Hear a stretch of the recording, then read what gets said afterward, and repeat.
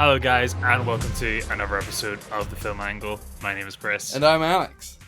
And my favourite thing about podcasts is they're like podcasts, and you can go and listen on your phone to the podcast. And Alex, can you hold up your hand? Oh, who knows if you spat on me or not there, Chris? Yeah, I don't actually. You don't in the video. I've watched it like quite a few times. I don't ever see any sort of liquid leave his mouth. Or is it? Do you? No, and we can't talk about this, Chris. We can't because we're not a gossip podcast, and it's all gossip, isn't it? At the end of the day. It's movie gossip. Everybody's talking about it. No, nobody spat on anybody. It's just it was a weird timing, and Chris Pine was probably a little bit out of it by the looks of it. So, don't attack Pine. No, Pine is my boy. There's clearly something going on between certain people, but I'm pretty sure Chris Pine and Harry Styles are all good by the sounds of it. But yeah, are you gonna go? You gonna go see Don't Worry, Darling? Or are you gonna I don't know anymore. I was very much looking forward to it, but all this kind of I would say rumors and gossip and negative press has kind of turned me off it, and then the reviews coming out of Venice really I don't know, they've turned me off the film. Like, it's clearly not as good as we thought it was going to be, plus it's been tarnished, like its whole reputation's been tarnished. I mean, I don't know, I might wait for like a digital release. I'm not sure if I need to spend a day, or spend time out of my day going to the cinema to go and watch it. I'm not sure yet, we'll see. It's like when I saw the trailers, it looked like a good movie, right?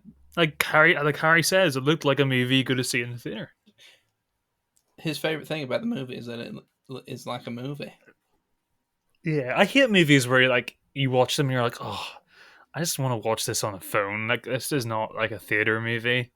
I have that problem a lot, and he hit the nail on the head there. Yeah, I don't know. It was a film movie for me, but it was a cinema movie. Yeah, I've got even less PR training than Harry Styles, so I can't comprehend a full sentence either. So Yeah, we got the Film Angle road trip is coming soon. You have to be really ready for that. But yeah, no, I don't know. I don't know anymore. Just weird, the whole press around it. I'd rather go see something else. Tar, like you said. It's been a rocky Venice Film Festival, hasn't it? Yeah. You said Tar's getting good reviews. The reviews for Blonde just came out. It was very mixed, but like in a more interesting way, I think, than Don't Worry Darling's mixed reviews. In the way that creatively divisive. Yeah, like it's gonna, like it was always gonna be controversial from what we've heard from what the director said and stuff. So yeah, I mean, I'm looking forward to those things. Did you see the trailer for Glass Onion?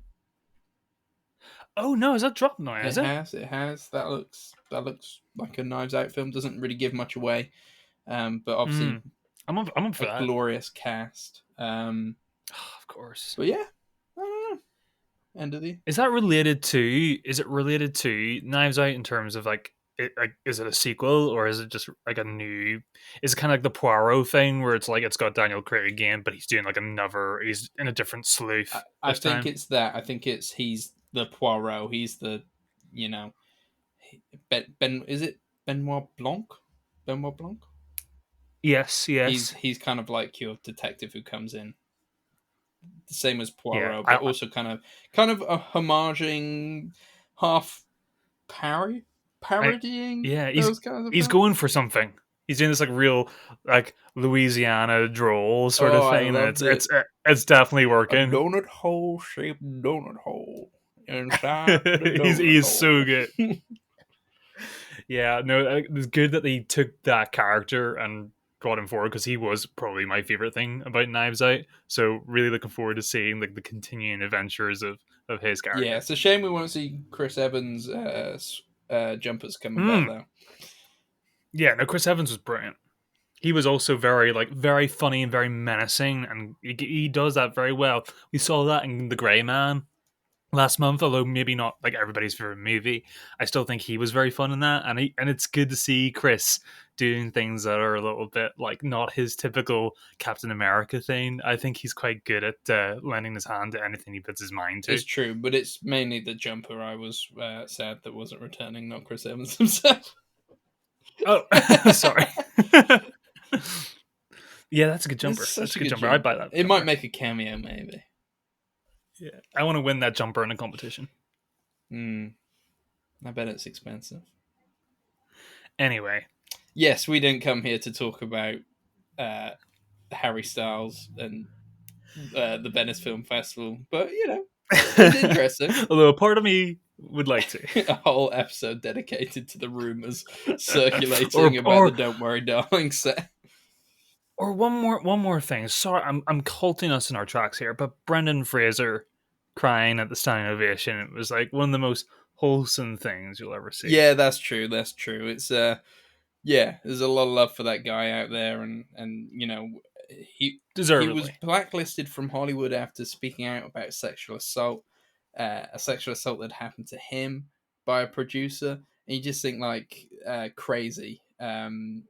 Obviously, very much pre Me Too, because before that time, Of this is what course. happened to people who spoke out: is they just got blacklisted. So to see him come back in what seems like a pretty big way.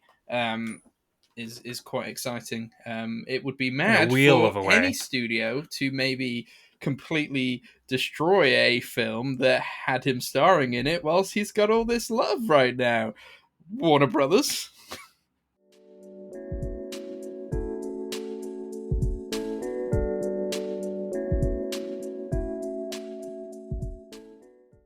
There's a pretty big horror movie that came out a few weeks ago in the time of this recording. I managed to catch it, and then you had to fly away to Canada.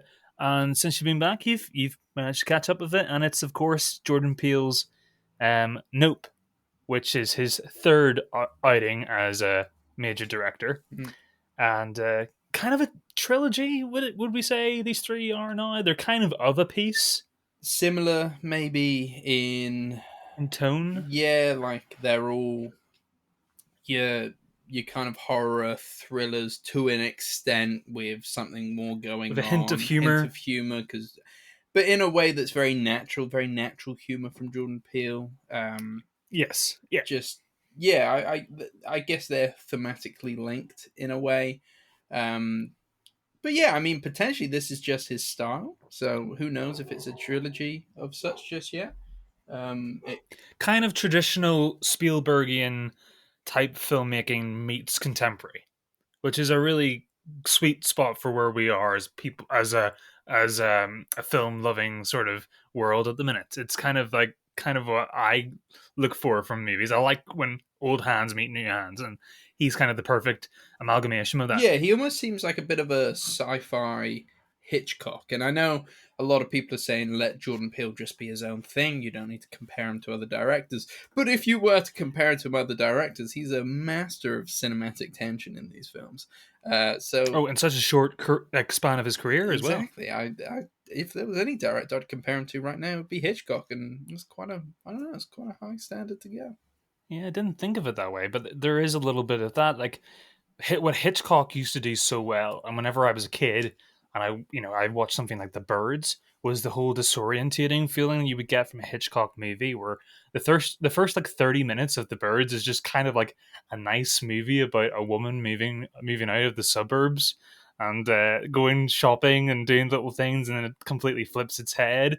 Where Peele does that same sort of thing, where he gets the audience really comfortable in a sort of almost comedic tone movie about families or about relationships, and then he pulls the rug from underneath you. I think Us and Get Out are especially true in that sense, where we have like a nice sort of beginning, and then things just turn sour pretty quickly, but they feel organic when they do, Yeah, and that's just like Hitchcock. 100%, 100%. So before we jump into Nope, Get Out. Did you enjoy it? I absolutely adore that film. Yeah, no, I remember absolutely loving that movie. I have to admit, of the three, it's the one I've seen the least. Actually, I've seen Get Out twice. Probably the last time I saw it was probably like 2017. So it's definitely worth a revisit for me because, um, yeah, not just because I forget a lot about what happened in that movie, but because the political tone has changed too, and it'd be interesting to see how that movie holds up as well. Yeah, true. I it's my favorite of the three. Hmm. Still his strongest film in my opinion. I absolutely love it. I've seen it quite a few times now, but yeah, love Get Out and really kind of straight away solidified him as somebody to watch. And then Us Oh yeah. came out, which I did like, but I wasn't as on Mm, board with. So, but it didn't kind of deter my interest in Jordan Peele. Like having a second film that wasn't as good as the first, but still pretty good. Like there's nothing wrong with Us that's makes it okay. crazy bad or anything. But yeah, no, I think he's still a director. Even after Nope, which I liked, didn't love, but I liked it quite a bit still. Man, I'm still excited to see whatever he does next. He's such an interesting director. And obviously going from his like comedy roots to this kind of really proficient it's filmmaker, yeah. a master of the camera and just incredible kind of style and kind of thematic resonance. You just think like, yeah, no, he's whatever he does, even if he fumbles in a few places. Very interested to see his work going forward. Yeah, especially true in the visual sense. When you watch one of his films, it's like someone who's been crafting, doing this craft for about 20 years and exceeding at it, not someone who has only, started about 2016. It's fascinating to watch. And whenever you watch, like you said, Keenan and Peele or something on Comedy Central, you're like, is this the same guy? It's like you have to, it's kind of completely at odds with his background, which yeah, it's really impressive. And obviously he is someone, he comes from a deep love of cinema, and he peppers little hints of that and homages throughout his movies too, which is, every film nerd's kind of dream. So yeah, he's definitely a film nerd sort of filmmaker. Going back to his comedy roots, you might have already known this, but we were watching the Weird Al trailer together the other day, which looks hilarious. Yeah. We Yeah. went back on a bit of a Weird Al cycle and started watching some of his old music videos, Rabbit and hole. we watched White and Nerdy, and there's Key and Peele. They're in Yeah. that. I mean, at the time, I wasn't aware. I would say Key and Peele only kind of like crossed my radar within the last 7, 8 years with their sketch show, Yeah, this is and then like a late Keanu 2000s thing, isn't it? It's like a 2007, 2008 video, and we're seeing earlier than that, I them think, isn't in it? this. I mean, I can't remember when White and Nerdy It's came out, but somewhere around I there, feel but like it was a long time ago. I don't know, but yeah, I'm just mad seeing that, and yeah, just I love their sketch show, and I loved Keanu quite a bit. Did you ever watch Keanu? yeah, I love Keanu just mainly for how many times they dressed that cat up. But it was, I am a cat person, so Keanu was like the perfect movie for me. I Brilliant. was a big fan. My favorite sketch is when Jordan Peele's playing a character who's having his like first continental breakfast. Have you seen that one? Where he's like, Oh, I've seen that. That is so funny. continental. I'm incontinent. It's not even like a fully like really like a luxurious continental breakfast. It's like the most basic continental breakfast you can Grapes? get. Don't mind if I do. Yeah. I'm Oh continental. man, that's like another thing. As soon as you put on Keenan and Peele on like a YouTube search, it just turns into the rest of your night. So good, so good. But yeah, sorry to take us off on a tangent. Jordan Peele's previous Hey, works, he's probably like, I'm a director now. I don't want to be remembered for yeah. this. No, he still does the same. I mean, we still get like things like Ducky and Bunny, which is Keenan and Peele again, and Toy Story, which still, he's not above his station. He recognizes his roots and dabbles between the two mediums pretty swiftly and pretty efficiently. So that's one of his strengths, and it's nice to see people not be pretentious, especially in his position, and that comes through in his work too. He's got stuff to say. Definitely, definitely. Shall we delve a little bit further into Nope? Yep. Cool. I will. For our listeners, if you haven't watched Nope, we are just going to go straight into spoilers. I think because I think it's difficult to talk fully about your feelings about this film without talking about every aspect of it, and that means going into Yeah. spoiler territory. So, highly recommend watching it. It's still in cinemas at the moment. So go out, give it a watch, and then come back and listen to us. Or if you've already seen it, like I imagine a lot of people already have, because we are a little bit late to this. Mm-hmm. My fault. Yep. Um, we're spoiling Nope. But yeah, Nope is a American neo-Western science fiction, it says here. Um, and it stars Daniel Kaluuya and Kiki Palmer as horse wrangling siblings attempting to capture evidence of an unidentified flying object. Mm. Does that sum it up well enough for you, Chris? That sums it up really well enough without actually delving into anything meaty or spoilery. It's a good little analysis, but yeah, there's a lot more going on than that. Yes. I'm Yeah. pretty sure. Yeah. But also not. But also not. Yeah. There's a lot of misdirection. That's kind of a theme of this movie. Yes. The film starts with a scene of a monkey um, crawling around a film Yes. set, a bloodied film The set. aftermath. Yeah, in this kind of unnerving scene as he looks straight into the camera, and kind of we start our adventure with Nope. And that kind of image comes back. That's Gordo, a kind of this famous, within the world of Nope, a famous kind of um, TV sitcom accident where a kind of monkey went basically primal Yeah. after some balloons popping and attempts to kill everybody on set, minus one character who ends up being Stephen Yun as a child Mm-hmm. actor on the sitcom. Yeah, the it's very much a misdirection, but at the same time draws closely into the film and its kind of different meanings about you know. Well, it disorients you for the start, doesn't it? Because you're like, you don't expect from all the promotional stuff, the posters, the trailers, you don't expect your movie to open this way. No. There is nothing that led us to believe that the movie would open with a shot of a CGI monkey in the aftermath of a bloody attack on a sitcom. You know, it's quite disorientating, and then you transcend into this title sequence, which has the principal characters come up in the title Nope, and then it's just almost kind of a kaleidoscopic sort of visual at the beginning where you're trying to work out in your mind what it is. So it's like Peele's kind of getting you into the mood of thinking before the movie's even started. Yeah, he's You know, like the trying to images piece together what's going the on. images you see on the screen, you aren't going to know what they are, but do No. know that by the end you'll have a better idea.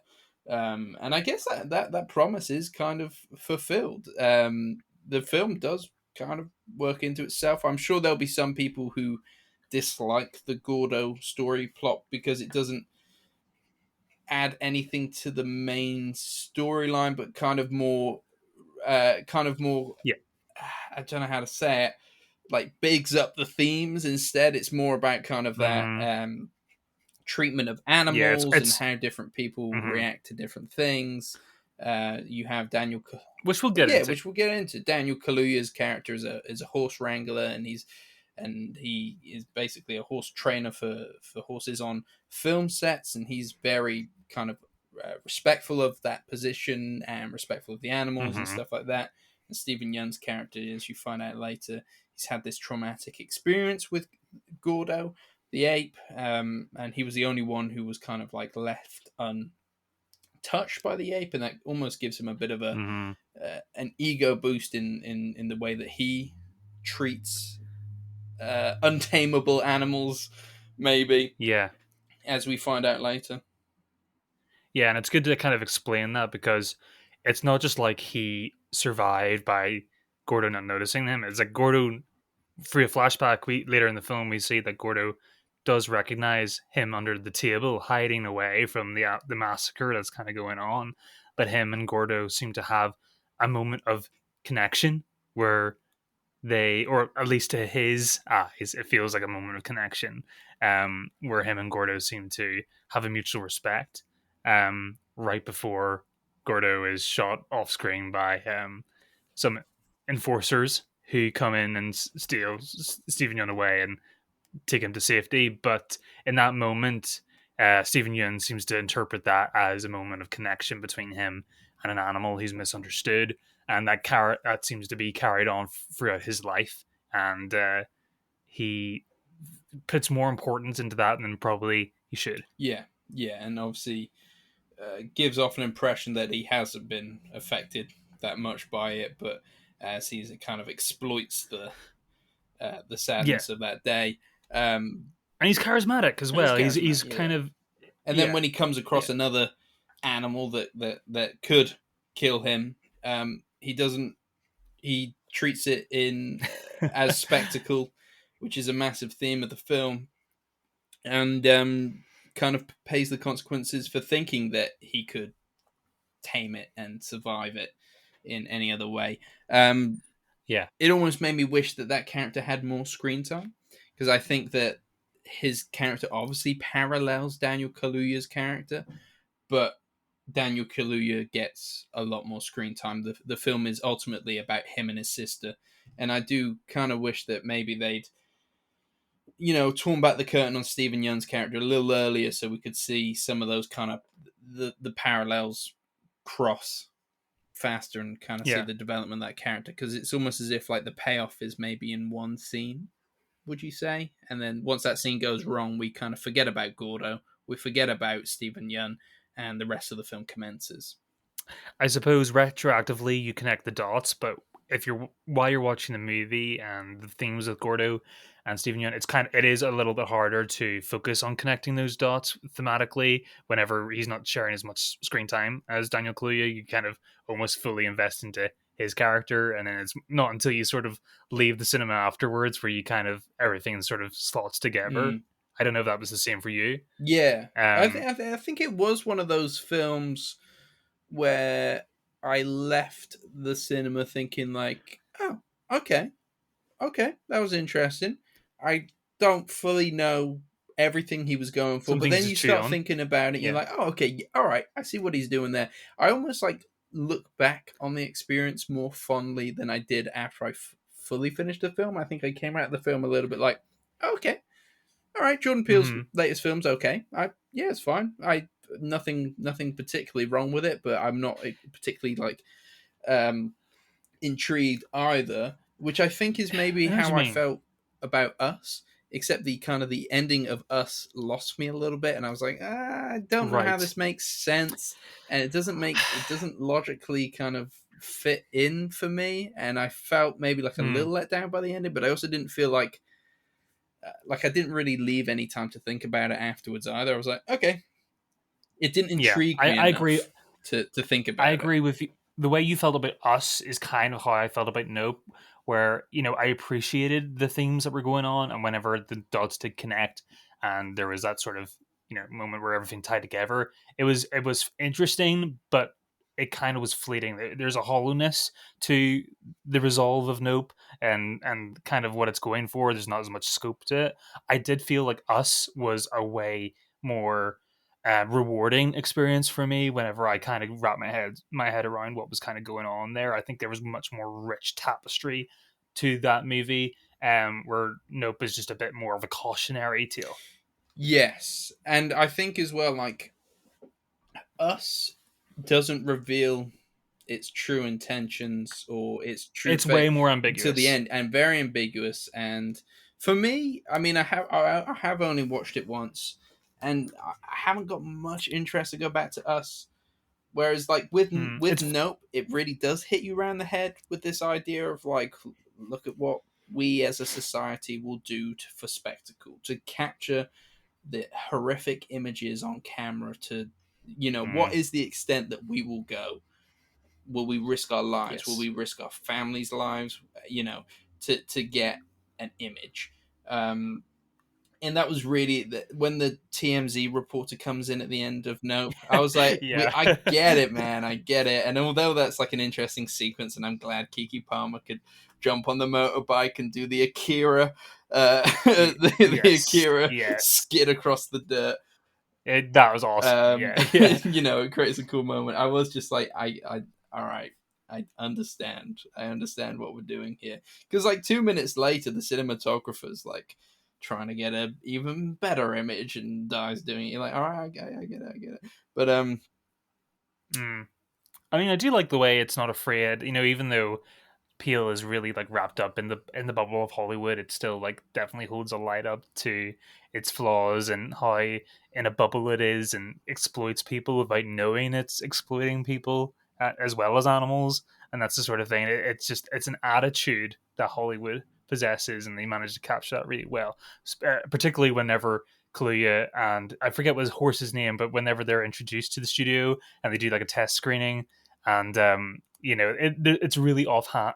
Everyone apart from the cinematographer is very disinterested and more after their own personal gain in that moment, and Kaluuya is just sort of like lost in the sea of all of this, and he's disinterested by it all, and that's quite an interesting theme going on He there. is, but he still goes along with it at the end. He's still swept up Hmm. by the idea of I guess Well, he does fortune it more because he than needs to. fame. He needs to Yeah, keep he's keeping his father's legacy going. That's the thing. I don't know if he's yeah.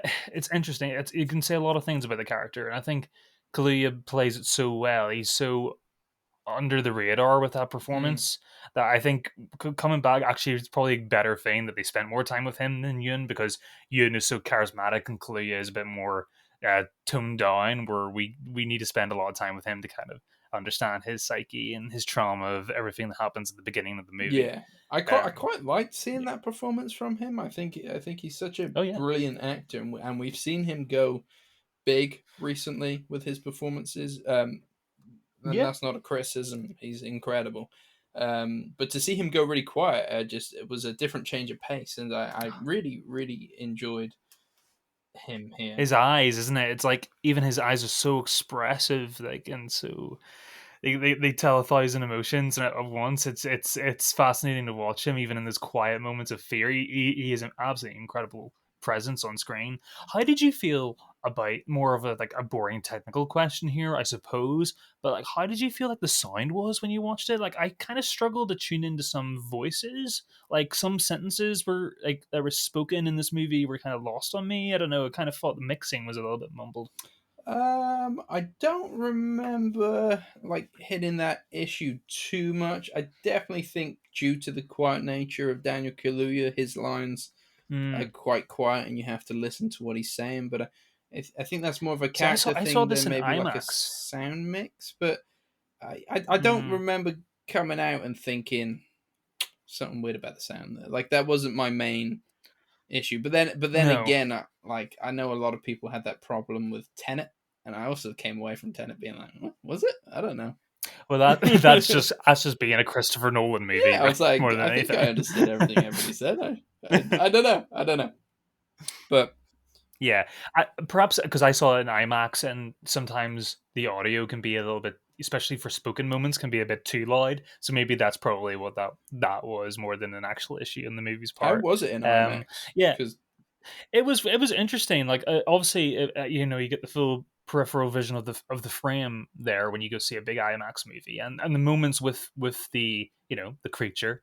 We haven't even got into that yet. It was very interesting. I don't think it really warranted the thing. And then I went to see an IMAX because they really kind of promotionally pushed that. okay. So I thought it was a real like aspect of the movie that really needed to be seen. The most interesting thing about getting an IMAX ticket was when we went to Cineworld. If you bought an IMAX ticket, you got a free icy with with your ticket, because obviously icy is shows up in one of the scenes in Nope. It's kind of like a big um thing made out of it, isn't it? It's like they have an icy cart, and Oh whenever everybody's swept away from the creature, all everywhere's just covered in icy cups. And I yes. think that was kind of a fun little tie-in Oh, that the cinema did for the oh movie. yeah. I kind of that was kind of lost on me, but yeah, that's cool. That's cool, I guess. I guess. Yeah, yeah. I mean, I would have probably got the same out of it watching it at home as I did on the biggest screen possible. It's So a I don't beautiful think you film, missed though. It's a much there. beautiful film. Oh yeah, that's true. That's true. The wide open plains of the farm and those scenes where towards the end with the motorbike and everything, they are warranted by it. But the rest of the movie is quite, you know, for what it's trying to do, it's not improved much by it.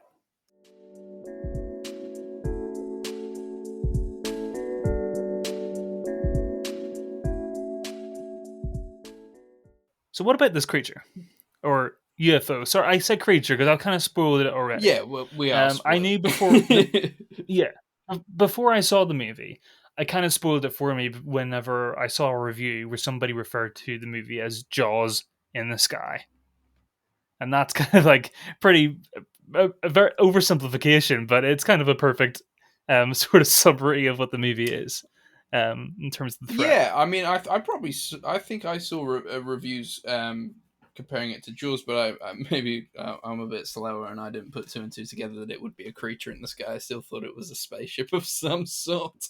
Mm, But yeah, no, I really like that idea of like, oh, it's not a ship, it's an animal. And obviously that, and then that's when like things yeah. start clicking, and you're like, oh, okay, I understand what this film's about now. Yeah, I really like that. Made it a lot more ominous, especially towards the end when Hmm. obviously it was on a bit more of a warpath, and we were starting to learn some of the rules on what you can and can't do around this thing. Yeah, made a lot more intriguing than just having a standard UFO film, and it also kind of didn't it meant then as well you didn't really have to go into like who's piloting it, where have they come from, what's all this like. I mean, Yeah. obviously somebody could have come in and been like, this alien I think has come from this dimension. I mean, at the end of the day, it might have been from Earth. You never truly know. Mm, Whatever it is, it's a creature in the sky, and it seems out of this world, uh, and obviously is kind of like very much designed in a way to look like what we think a UFO is. So maybe there's been more before. Um, and that's kind of, inspired our pop culture. But then near the end turns into this weird billowing blanket of flesh and yeah. really kind of It unfurls, doesn't it? interesting design, unlike anything we've seen before. So kind of goes from the unoriginal to the original. Um, Hmm. yeah, I really liked it, and obviously the ending where we blow it up with a big old like helium balloon thing is very reminiscent of Jaws. I mean, you can tell. Uh, I Yeah, mean, that's I think true. Jordan That's true. Peele's biggest influence here was Spielberg. There's no doubt about it.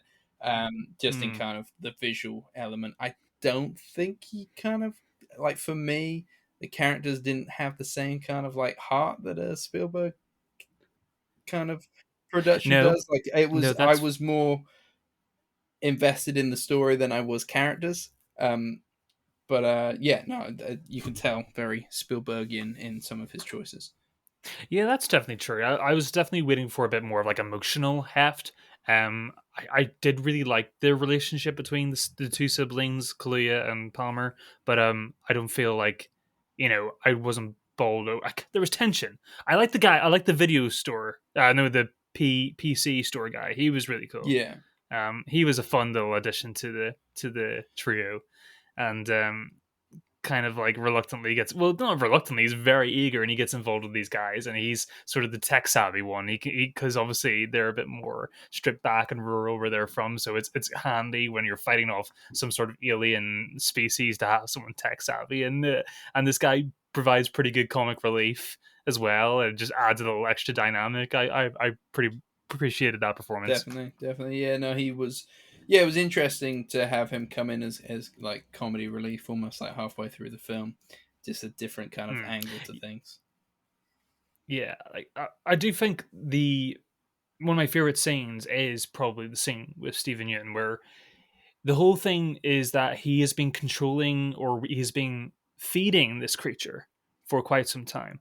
We get little clues of that from we can see what it's like a theme park that he runs, and it is pretty adjacent. It's down the valley from the farm that Kaluuya and Palmer live on, and on evenings we can see lights, floodlights flashing in the distance, which is really ominous, Mm, and we can hear like a show going on in the distance, and it's got something to do with this cloud in the sky or the creature that we've now explained, and later on we get to see the show. Stephen Yun invites our two characters down there to see it, and they don't obviously come, probably for the better, because it turns into an absolute disaster where Yun's previous conception that he could control this creature is completely washed away whenever it goes berserk and sucks up everybody including himself in the show, and it's this horrific, unsettling um, scene where you see the internals of the creature as everybody's being sucked up, and it's like everyone's screaming. It's like everybody's being like smothered by blankets. It's Oh claustrophobic. yeah. It's horrible. You can hear squishy internal noises of like a digestive system. It's really And unsettling. when you see the characters kind of like trying to figure out where this thing is, or when they're hiding from it, you hear the screams of the people inside Yeah. Oh in the yeah. background, and it's chilling. It's really chilling. It's horrible. It's like, yeah, it's the sound of people being slowly digested, and it's like it's like a turn ticket. It's like a queue system where like the person on top of them is like gushing down with blood and being digested, and they're obviously next. And I'm just like, you put yourself in those really weird like scenarios sometimes, and I just like, it actually gives me a panic attack just thinking about it. I think Peel realizes that the horror of that situation so well. And that's kind of like one of the key things he gets really, really right in this movie. And then obviously the ship itself, not the ship, the animal, as we've already said, I keep forgetting. Yeah. The animal itself spews out anything that isn't like flesh, that isn't Yes, organic matter. which is an instant payoff for the opening scene. Well, the opening scene in the movie. Yes, Um, with when we didn't mention when the amazing Keith um David. Keith David, who we're really big fans of, he's Clea's and Palmer's father. He dies at the beginning of the film when as a penny comes out the sky and goes straight into his eyeball, into his brain, and it's a really horrific scene. And it's like the movie doesn't explain why that happened. Kaluuya never even realizes it. It's just like a freak accident that happens, and then obviously, the third act of this movie, it's all kind of paid off. It's really clever, sort of, um, chess piece moves made by Peele, and that's one of the things I really enjoy about his movies. I think if we go on this theme still of like horrific scenes, it's like night. It goes to nighttime, and I think this creature is still like digesting all these people, and it's hovering over the house. Isn't it like it doesn't like sound? It's or it's attracted by sound. It's one of the other. I forget. It's been a while. Yeah, I can't remember. It's definitely attracted by horses. I don't know, man. It They likes like this is a horses. very horse heavy movie. Yeah, well, the house is being stalked at nighttime by this creature. That it's like looking for them so it can feed on them. And you still hear, like we said, hear the voices of people screaming and struggling inside. And as this creature is hovering over the house, all you start to see is a torrential monsoon of blood rain down over the Mm, house. We get both an internal view of that coming down the windows from the characters inside, and then we also get an external view where we see the whole house just being cascaded in blood, and it is one of the coolest visuals ever. It's like so OTT, but it completely deserves it. When I was watching the movie, I was like, please rain down with blood. And yeah, it's that rare thing where the movie kind of gave me what I wanted, and it didn't feel no, tacky. it's It was great. glorious, and it's like some of his visuals are just so striking and Mm, terrifying, and I think he's got such a good eye. It's why he's such an interesting director, and it's why although I still don't think he's reached the heights of his first film, I will be watching. I will be ooh, watching everything he does because it's just he's so interesting in the decisions he makes. But I mean, maybe to go on to that and talk about Jordan Peele and the themes. Like I said previously, like I think this film does maybe hit you on the head a little bit too much with what it's about by the end, you know. mm, And I do think that maybe we as an audience have put too much pressure on Jordan Peele after Get Out was so successful, and you had this yeah. great film that had more going on beneath the surface with a twist and all that kind of stuff. And I worry that maybe he feels like he has to do the M Night Shyamalan thing of like every film has to have a twist, every film has to have these like big grandiose underlying Yeah. themes, and I do worry that maybe Us was the point where he was like, like, does the twist work? Didn't really work for me. I know it works better for you. And then Nope, I was just like, did this need to be so heavy handed with the themes? I'm not so sure. I do worry that, I hope Jordan Peele doesn't feel any pressure from the audience that he needs to keep doing twists and Okay, and stuff like that. yeah, I truly believe that all three are very, very Oh impressive yeah, films.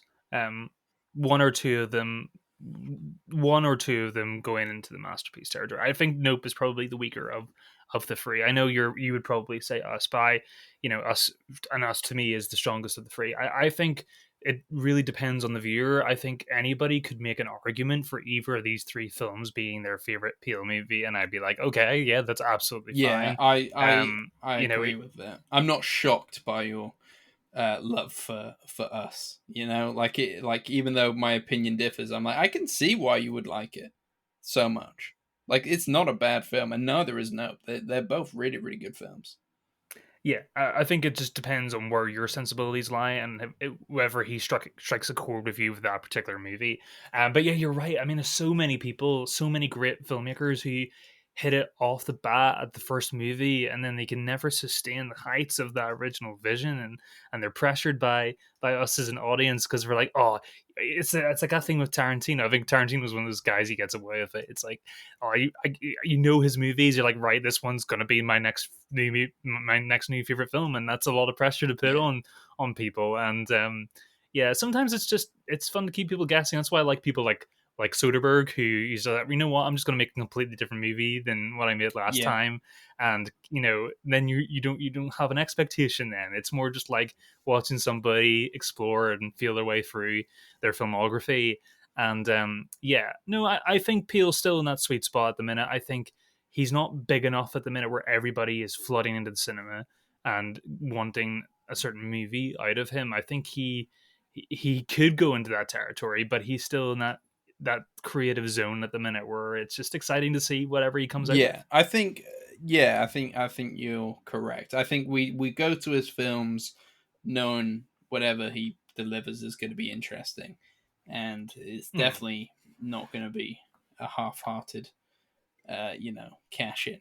And, he's been given the creative yeah, reins to do something interesting, and interesting it was. Interesting, all three of his films were.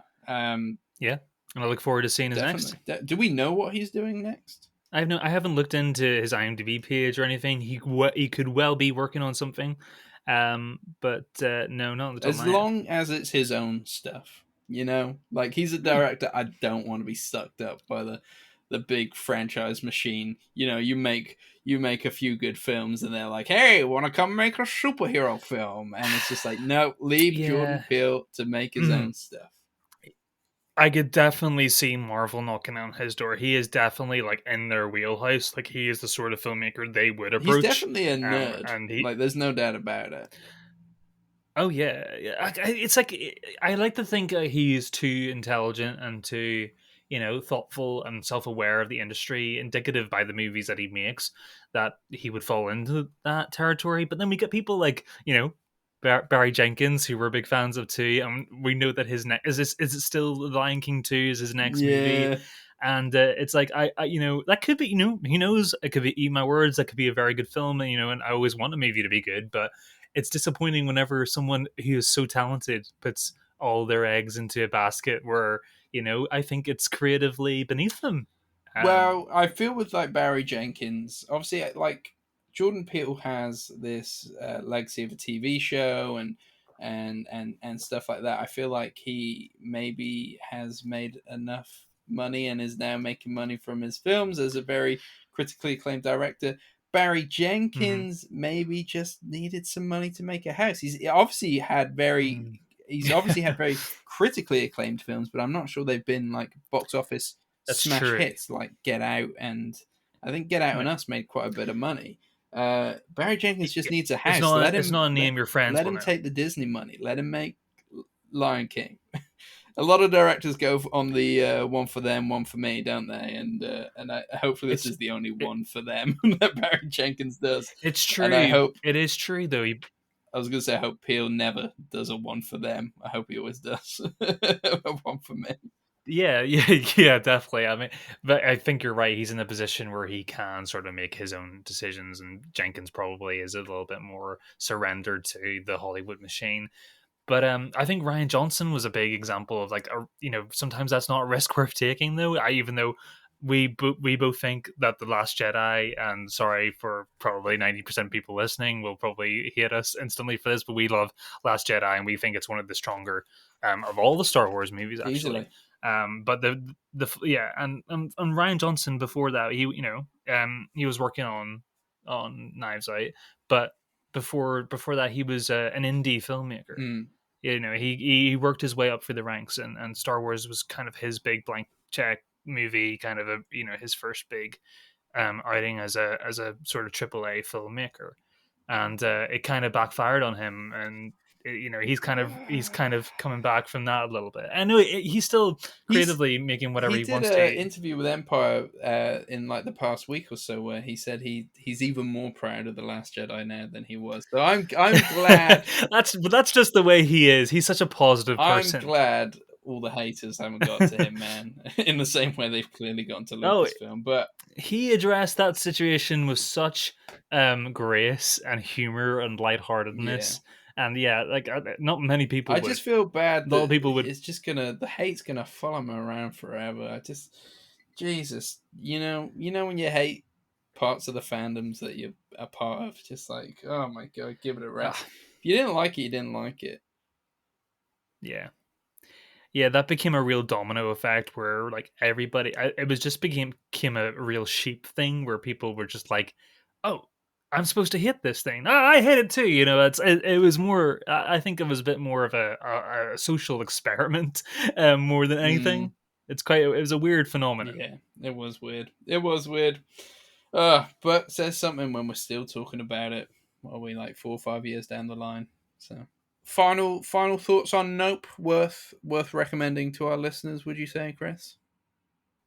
Yeah, 100% worth recommending. Yeah, it's a really good straight down the middle horror flick. That's a kind of amalgamation of all the kind of great horror movies that have been made about something predatorial chasing its prey, and you rooting for the good guys. But also, there's a lot of meat on the bones there if you want to delve a little bit deeper. And if you like thinking about your movies, it's another Jordan Peele movie, and it's definitely worth Yeah, your I time. think whether you come out of this liking it or disliking it, I think you'll probably agree that it wasn't a waste of time. So definitely go watch it. There's a Mm. lot of interesting stuff to think about and talk about. So yeah, I'm kind of sad that I was away when it first released and I wasn't part of the kind of the discourse upon its initial opening. But from what I've heard, after like coming back into the fray and unmuting all the words, yeah, unmuting the word nope from my Twitter and seeing what people actually are thinking about it now.